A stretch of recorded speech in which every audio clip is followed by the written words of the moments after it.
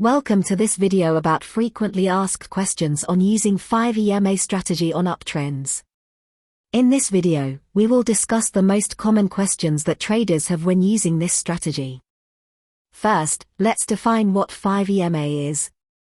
EMA stands for exponential moving average, which is a weighted average that gives more importance to recent price data.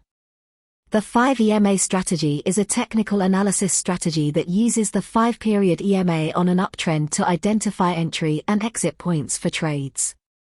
The first question that traders often ask when using this strategy is how to identify an uptrend.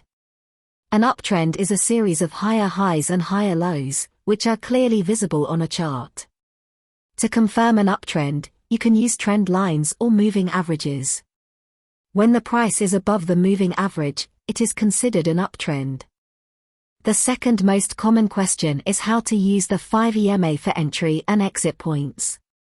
You can use the 5 EMA as a support level for an uptrend.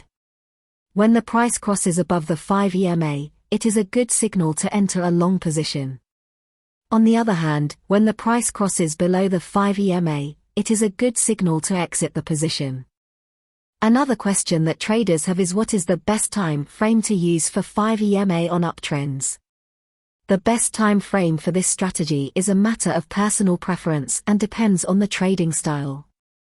Some traders prefer a shorter time frame like 5 minutes, while others prefer a longer time frame like 1 hour.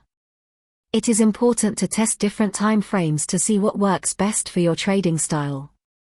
That's all for today's video about frequently asked questions on using 5 EMA strategy on uptrends. We hope this video has helped to answer some of your questions and provided useful information to improve your trading strategy. Thank you for watching.